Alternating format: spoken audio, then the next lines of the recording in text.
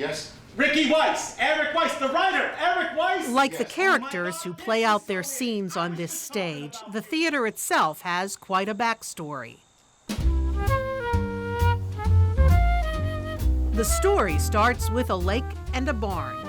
In the spring of 1949, a young man named Will Disney and his mother set out to find a place to present live stage plays.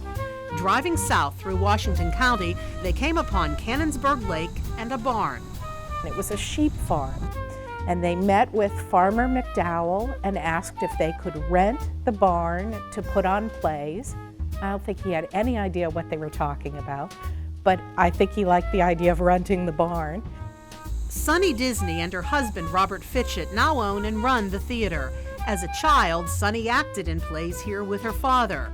Back then, a corn bin was used for the box office, and at the first performances, there were still horses in the stalls downstairs. People used to stand down there in the barn, the actors, and if a car drove up, they would run back downstairs and say, okay, we've got a show, somebody's actually showed up. It was probably more my dad just saying that we're going to succeed.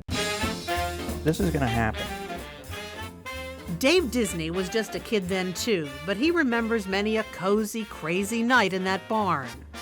The roof is a tin roof, and when it would rain, you would literally have to stop because you could not hear. But good acting drowned out the sound of the rain, and audiences came. At first, the biggest draw was Will Disney himself, who directed the plays he was in. Eventually, the barn and its horses would no longer do, and so they built a theater just a stone's throw away.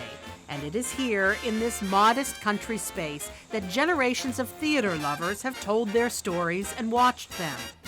Little Lake has been a training ground for some actors who went on to greater fame. David Newell was an apprentice here long before he made speedy deliveries as Mr. McFeely on Mr. Rogers' Neighborhood. It was one of the most joyous times of my life because we were like a family, and I met friends that I still have to this day from those 3 years.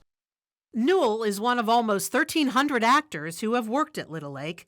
He remembers a 4th of July performance of the play Blithe Spirit. As an apprentice, my duty was to be under a sofa and pull off the pillows that the ghosts were supposedly kicking around. So during the blackout, which means the lights go down, I climbed under a sofa on the stage, getting ready for my cue when Will Disney was playing the lead, and the fireworks got so intense that you couldn't hear the actors, and Will just said, I guess we have to stop and go over and watch the fireworks.